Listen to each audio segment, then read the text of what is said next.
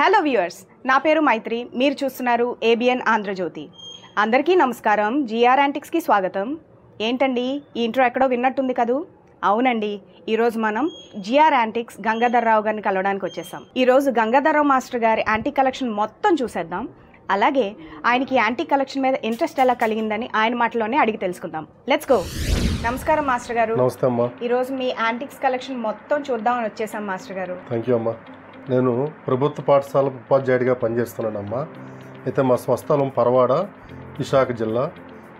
నేను గత 25 ఏళ్ళుగా ఈ కలెక్షన్ అంతా కూడా ప్రారంభించి నేను ఉపాధ్యాయుడిని అయినందువల్ల పిల్లలకి అంటే గడిచిన తరాల్లో వస్తువులు ఈ విధంగా వాడేవారు, వాటి ప్రాముఖ్యత, ఆనాటి సామాజిక పరిస్థితులు ఎలాగుండేవి, ఆ రోజు ఉపయోగించే వస్తువుల వల్ల ఎటువంటి ఉపయోగాలు ఉండేవి, ఇవన్నీ తెలియజేసే ఉద్దేశంతో వీటిని సేకరించడం మొదలుపెట్టానమ్మా.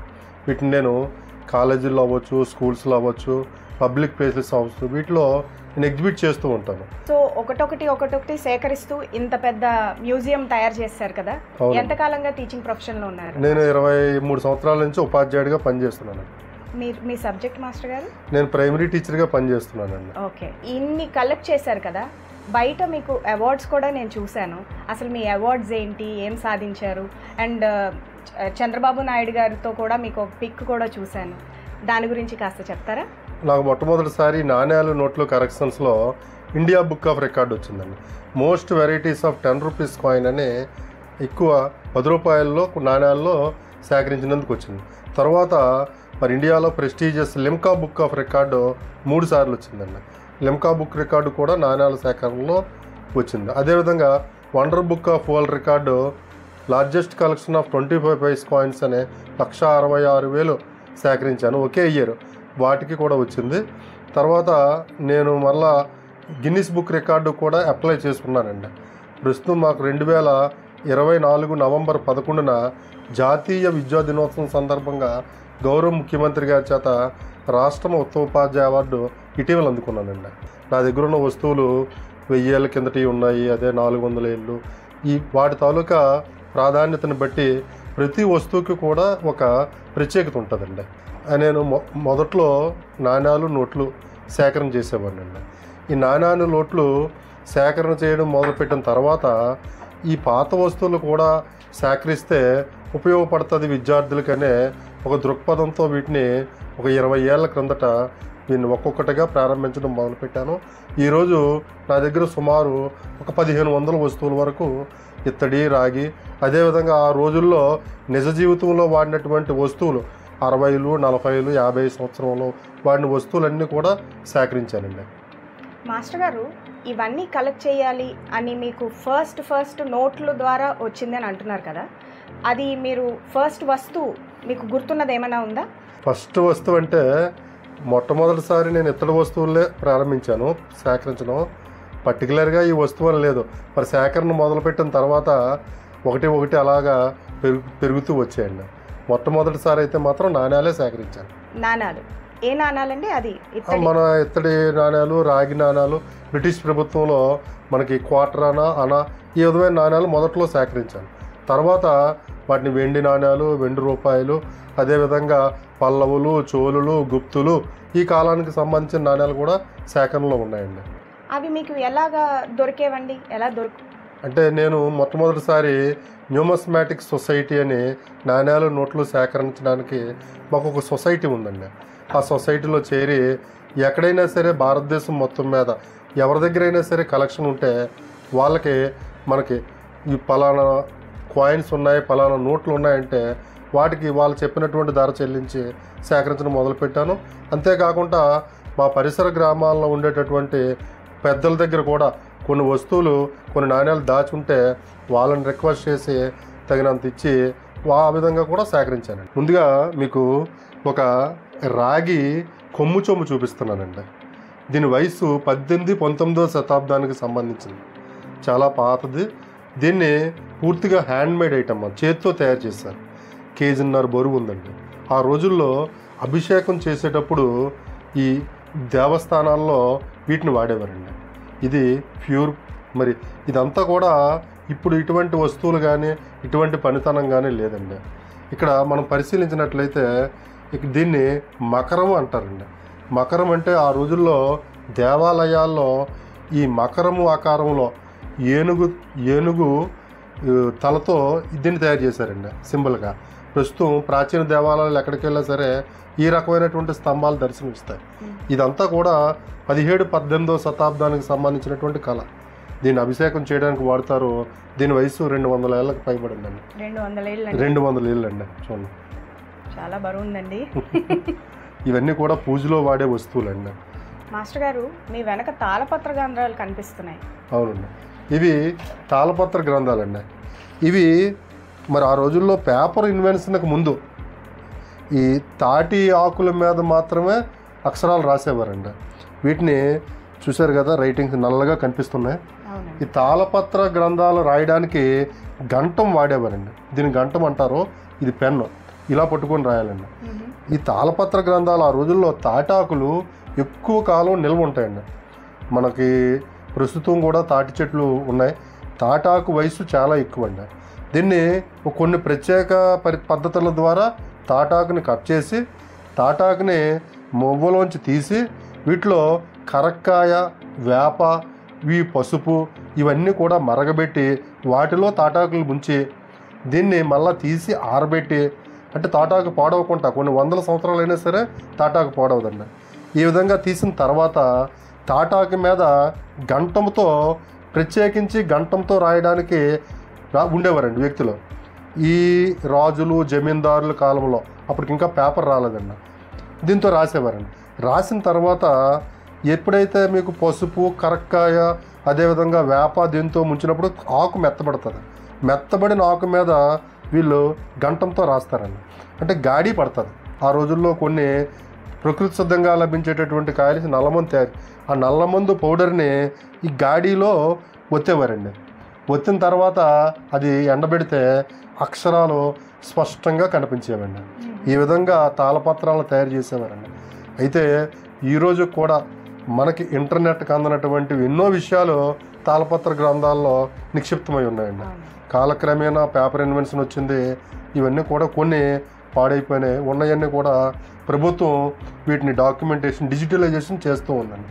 వీటి వయసు కూడా సుమారు 600 సంవత్సరాల కిందటండి. ఇది ఆయుర్వేదానికి సంబంధించినటువంటి ఒక పుస్తకం. దీన్ని గంటం ఏది మాస్టర్ గారు? గంటం. ఇది పెన్ అండి. పెన్ను. చూడండి, ఈ విధమైనటువంటి పద్ధతులన్నీ కూడా ఆ రోజుల్లో వాడేవారండి. ఇవే కాకుండా మరి నా దగ్గర ఇంకా కొన్ని వస్తువులు ఉన్నాయండి. మీకు వాటిని కూడా ఒక్కొక్కటి పరిచయం చేస్తాను. ఇది చూడండి, ఒకసారి పట్టుకోండి అమ్మి. మాస్టర్ గారు, ఇది భోజనం కంచం అండి. కంచం అండి. భోజనం కంచం.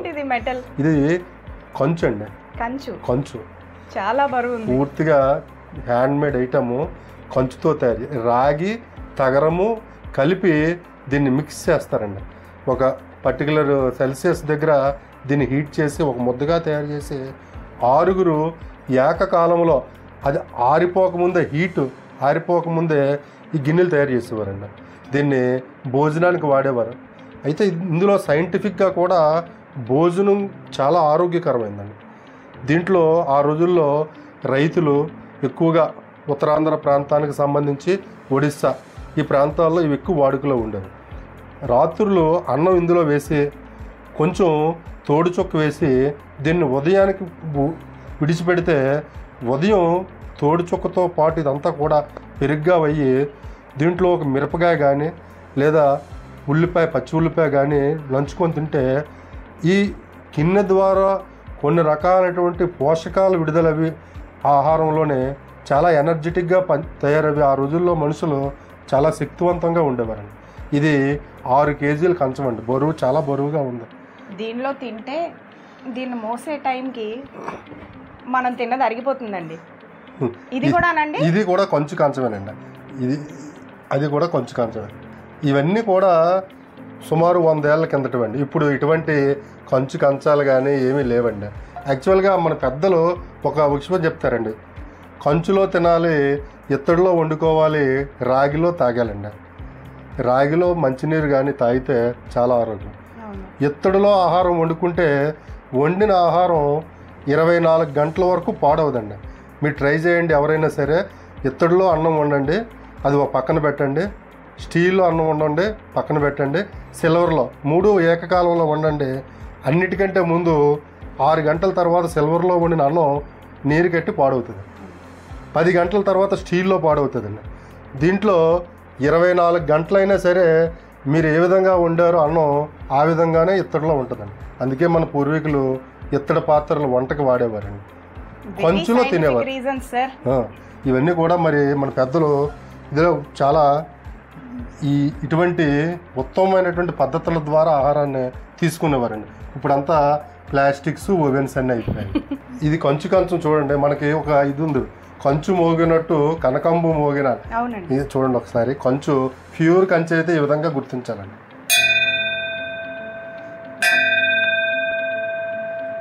గుడిగంట మోగినట్టు ఉంటుంది. చాలా మనసుకు కూడా చాలా ప్రశాంతతనిస్తుంది కంచు. అదండి ప్యూర్ కంచుని ఈ విధంగా గుర్తించాలి. మాస్టర్ గారు, ఇది పర్సేనా? ఇది పర్స్ అండి. ఆ రోజుల్లో ఇత్తడితో చేసినటువంటి ఈ హ్యాండ్ బ్యాగ్స్ వాడేవారండి. సుమారు దీని వయసు ఒక 80 నుంచి 120, 130 సంవత్సరాలు ఉంటుంది. 130. ఈ లోపల దీనికి క్లాత్ కూడా వేసారండి. ఇంకా పాడవకుండా చెక్ చెదరకుండా ఉందండి. చాలా సాలిడ్ గా ఉంది. అప్పట్లోనే ఇలాంటి పర్స్ ఉందంటే చాలా డబ్బులు ఉన్న వాళ్ళు వాడేవారు. మరి ఆ రోజుల్లో రాజులు, జమీందారులు వీళ్ళు మాత్రమే ఇటువంటి వస్తువులు వాడేవారండి. మిగతా వాళ్ళు ఎవరి దగ్గర కూడా, సామాన్యుల దగ్గర ఇటువంటివి ఉండడానికి అవకాశం కూడా లేదండి. వీటిని ప్రత్యేకించి వాళ్ళకి కావలసినటువంటి డిజైన్స్లో తయారు చేయించుకునేవారు. చాలా డీటెయిలింగ్ ఉందండి. ఆ పైన చూసినట్లయితే ఇవన్నీ కూడా స్టోన్స్ అండి. ఈ రాయితో ఇవన్నీ కూడా పొళ్ళు వేశారు. ఇవన్నీ బ్యాక్ సైడ్ కూడా అందంగా ఉండడం కనుక. మీరు ఎప్పుడైనా ఇటువంటి చూసారేటమ్మా? మొదటిసారి చూడటం, అందుకని. ఇది ఎంత బరువు ఉంటుంది చూడండి అమ్మా. గ్లాస్ జార్, మిక్సీ అండి, మిక్సీ జార్ అండి. ఇది ఫస్ట్ వెర్షన్ అండి. మిక్సీలు రావడం భారతదేశంలో కొత్త ఫస్ట్ వెర్షన్. బజాజ్. ఇది పూర్తిగా గ్లాస్ అండి. సుమారు ఒక 2 కేజీలు ఉంటుందండి బరువు. 2 కేజీలు బరువు వరకు ఈ జార్ ఉందండి. దీన్ని ఏంటంటే ఆ రోజుల్లో చూసారా, ఏ పార్ట్కి ఆ పార్ట్ ఇప్పేసుకోవచ్చు, మళ్ళీ బిగించుకోవచ్చు అండి. ఇప్పుడు టెక్నాలజీ పెరిగింది, మొత్తం ఫిక్స్ అయ్యి వస్తుందండి. 6 నెలలకు ఒకసారి పోతూ ఉంటాయండి, 6 నెలలకు ఒకసారి రిపేర్. ఇప్పటికీ కూడా ఇది ఎక్కడ డ్యామేజ్ లేదు, చక్కగా మిక్సీ పెడితే పనిచేస్తుందండి. ఇవి డ్రింక్ బాటిల్స్ అండి. 90 ఏళ్ళ వరకు కూడా ఈ డ్రింక్ బాటిల్స్ అందుబాటులో ఉన్నాయండి. ఇది 1 లీటర్ గ్లాస్ డ్రింక్ బాటిల్ అండి. చాలా ఎక్కువ మంది గుర్తుండే ఉంటుంది, 90 ప్రాంతం వరకు వీటిని వాడారండి. అవునండి, నేను యాడ్లో చూసిన గుర్తుంది నాకు, అందుకనే చూడగానే కళ్ళు పడినాయి. ఇవన్నీ కూడా డ్రింక్ బాటిల్స్. ఇంకా ఇందులో ఇప్పుడు అన్నీ కూడా ప్లాస్టిక్స్ వచ్చేస్తున్నాయండి. మొత్తం అంతా కూడా ప్లాస్టిక్ డ్రింక్ బాటిల్స్ వస్తున్నాయి. బిస్కెట్ డబ్బాలు, బిస్కెట్లు, స్వీట్స్, ఇవన్నీ మేరీ బిస్కెట్స్ ఇలాగ వచ్చాయండి. మ్యారీ, బ్రిటానియా బిస్కెట్స్ బాక్స్లో వచ్చాయండి. మ్యారీ ఇప్పుడంటే ప్లాస్టిక్లోకి వెళ్ళిపోయాయి. ఎంత ఏజ్ బ్యాక్ అండి ఇది? ఇవన్నీ కూడా బిస్కెట్లు వచ్చినటువంటి టిన్స్ అండి. ఇవి బ్రిటానియా బిస్కెట్స్ అండి. అవును, ఇది బ్రిటానియా. ఇది మ్యారీ అండి, మ్యారీ బిస్కెట్స్ అండి. ఇవన్నీ కూడా 1970 వరకు ఈ విధంగా వచ్చేవండి. 70-75 వరకు. తర్వాత అంతా కూడా చిన్న అట్ట బాక్సులు, తర్వాత ప్లాస్టిక్ బిస్కెట్స్. కానీ స్వీట్స్ కూడా ఈ విధంగా సినీ యాక్టర్స్ పిక్చర్స్తో ఈ టిన్ డబ్బాల్లో వచ్చేవండి. ఇప్పుడు ప్రస్తుతం అంతా కూడా ప్లాస్టిక్ కవర్లో వస్తున్నాయి ఈ డబ్బాలు. ఇవన్నీ కూడా మీకు ఇంకొక వస్తువులు చూపిస్తానండి. ఇవి ఫ్యాన్స్ అండి. మనకు తెలుసు కదా, పక్కన విసనకర్రలు ఎవరైనా సరే కొంచెం పెద్ద వాళ్ళు ఆ పక్కన నిలబడి వీటిని విసిరేవారండి. దీనికి హ్యాండిల్స్ అది కూడా చూసారా, లెదర్ తయారు చేశారు. లెదర్తో ఉందంతా కూడా. ఇవి కూడా కొంచెం పాడైపోతున్నాయి. సుమారు 70-80 ఏళ్ళ వయసు ఉంటుందండి దీనికి. 70-80 ఏళ్ళు ఉంటుందండి. గుడితో తయారు చేసి ఆకర్షణీయంగా నీటిలో ఉపయోగించేవారండి. ఇప్పటికీ ఏమి అవ్వకుండా ఉన్నాయంటే వాటి క్వాలిటీ, మ్యానుఫ్యాక్చరింగ్ అదంతా. ఆ రోజుల్లో పనితరం అంతా చాలా పగడ్బందీగా ఉండేదండి. బాగా తయారు చేసేవారు. ఏ వస్తువు తయారు చేసినా సరే చాలా చక్కగా పాడవకుండా 2-3 తరాలు మన్నే విధంగా వస్తువులు తయారు చేశారు. అవును, మీరు చూపించిన ఈ పాందాన్స్ కూడా ఎటు నుంచి ఓపెన్ చేస్తారన్నది మీరు చెప్తే కానీ అర్థం కావట్లేదు. అలాగే ఉండేయండి. మీకు చూస్తాను చూపు, ఇవి ప్రసాద్ పెన్లు అండి, ప్రసాద్ ఇంక్ పెన్లు అండి. ఇది ఒక స్టేటస్. ఆ రోజుల్లో 90-80 వరకు ప్రసాద్ పెన్ ఉంటే ఒక స్టేటస్. ఇంక్ పెన్ ఇవి రాజమండ్రిలో చేస్తారండి. ప్రసాద్ పెన్లు మీకు గుంటూరులో చేస్తారండి. గుంటూరు జిల్లా తెనాలి. రత్నం పెన్స్ అని రాజమండ్రిలో తయారు చేస్తారండి. రత్నం పెన్స్ రాజమండ్రి. ప్రసాద్ పెన్లు తెనాలి గుంటూరు అండి. తెనాలి. ఇప్పుడు ప్రసాద్ పెన్లు అయితే లేవు కానండి, రత్నం పెన్లు ఆర్డర్ ఇస్తే చేస్తారండి. ఇంక్ పెన్ను స్వాతంత్రం వచ్చిన కొత్తలో మొదటి ప్రధానమంత్రి జవహర్లాల్ నెహ్రూ ప్రత్యేకించి రత్నం పెన్ తయారు చేయించుకొని దానితోనే మొట్టమొదటి సిగ్నేచర్ చేయించారండి. రత్నం పెన్ అండి. హిస్టరీ రత్నం పెన్కి చాలా హిస్టరీ ఉందండి. ఇది మీకు పాలబుడ్డి అండి. పాలబుడ్డి. ఆ రోజుల్లో పిల్లలు ఎక్కువ మంది ఉండేవారండి. ఇది 2 వైపులా పీకలు ఉండేవండి, పాల పీకలు. ఈ విధంగా బ్యాలెన్సింగ్ తో ఇద్దరు ఉండేవారు. ఒకరైతే ఒకరు ఈ విధంగా మిల్క్ ఫీడ్ చేసేవారండి. అటు ఇటు 2 పాల పీకలు ఉండేవండి. లేదా ఒక్కొక్కసారి ఒకటి క్లోజ్డ్ పెట్టేవారండి. ఒకవేళ ఇవ్వదాల్చుకుంటే అది అలా నోట్లో పెట్టి పిల్లలు చప్పరించేవారండి.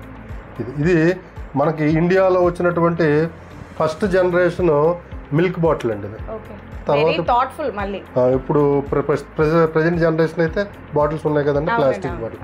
ఇది first generation milk bottle. Super sir. ఇవన్నీ కూడా పాందాన్స్ అండి. ఆ రోజుల్లో ఒక 50-60 ఏళ్ళ కిందటి వరకు కిల్లీలు ఎక్కువ తినేవారండి. ఈ అలవాటు బాగా ఎక్కువ మందికి ఉండేది. వాటి కోసం ఏంటంటే వాళ్ళు పనిచేసే ప్రాంతంలో పక్కన పెట్టుకొని వాటికి సామాగ్రి అందుకు తయారు చేసినటువంటి డిఫరెంట్ మోడల్స్తో ఉన్నటువంటి ఈ డబ్బాలండి, పాందాన్స్ అండి. ఇది చూసారా, ఇదంతా కూడా ఒక జీప్ ఆకారంలో తయారు చేశారు.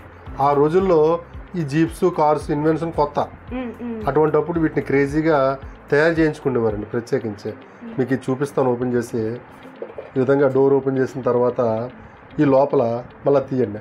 అదే ఈ ఆకులు, ఒక్క, చెక్క ఇవన్నీ కూడా సున్నం ఇందులో పెట్టుకునేవారండి. ఇందులో పెట్టి వాళ్ళు ఎక్కడైతే వాళ్ళ షాప్స్ కానీ పనిచేసే ప్రాంతాలు ఇక్కడ ఎదరు కూడా ఈ విధమైనటువంటి ప్రత్యేకమైన వస్తువుల్ని పాందాన్స్ని తయారు చేసుకొని వాడేవారండి. చాలా బాగున్నాయండి. ఇంకా మీకు డిఫరెంట్గా ఉన్నటువంటి ఒక సినిమాలో వాడినటువంటి పాందాన్ చూపిస్తాను. ఇది తాప్సీ పన్ను గారి సినిమాలో చూసాను నేను. ఇది గోపీచంద్ గారి సాహసం సినిమాలో వాడారు. దీన్ని చూసినట్లయితే పూర్తిగా ఇత్తడితో తయారు చేసి ఉందండి. ఇది సీక్రెట్స్ అండి. ఇది కూడా ఇక్కడ ఒక నాక్ ఉంటుంది. దీని హెడ్ ఈ విధంగా టర్న్ చేయాలండి. హెడ్ టర్న్ చేసిన తర్వాత అప్పుడు ఈ బాక్స్ తిరుగుతుందండి ఈ విధంగా. ఈ లోపల మళ్ళా పాన్కి సంబంధించినటువంటి అన్ని రకాలైనటువంటి వస్తువుల్ని ఇందులో ప్రిజర్వ్ చేసేవారండి. ఆ రోజుల్లో ప్రత్యేకించి ఇంట్రెస్ట్ చూపించేవారండి. ప్రతి వస్తువుకి ఒక ప్రత్యేకత ఉంటుందండి. ఇది హార్లిక్స్ అండి. హార్లిక్స్ డబ్బాల్లో వచ్చేదండి, ఐరన్ డబ్బాల్లో వచ్చేదండి. తర్వాత గాజు సీసాల్లో వచ్చాయి. గాజు సీసాలు కూడా మన దగ్గర ఉన్నాయి. ఇవి బోర్న్విటా, అదేవిధంగా అమూలు, కాంప్లైన్, ఫారెక్స్, ఇంకా డిఫరెంట్ ఐటమ్స్ అండి. అవన్నీ కూడా బెడ్ ల్యాంప్స్ అండి. ఆకర్షణీయంగా ఈ ప్రతి వస్తువుకి ఒక ఇంపార్టెన్స్ ఉంటుందండి. మాస్టర్ గారు, మీ ఇంట్లో ఈ ఒక్క రూమ్లోనే మీ ఎక్కువ రీల్స్ చేయటం నేను చూశాను. ఇక్కడే సుమారు 300-400 ఐటమ్స్ కనిపిస్తున్నాయి. మీ ఇల్లు మొత్తం కూడా ఒక చిన్నపాటి మ్యూజియంలా ఉంది. దానికి ఒక చిన్న హోమ్ టూర్ కానీ మాకు మా వ్యూవర్స్కి అందజేస్తారా?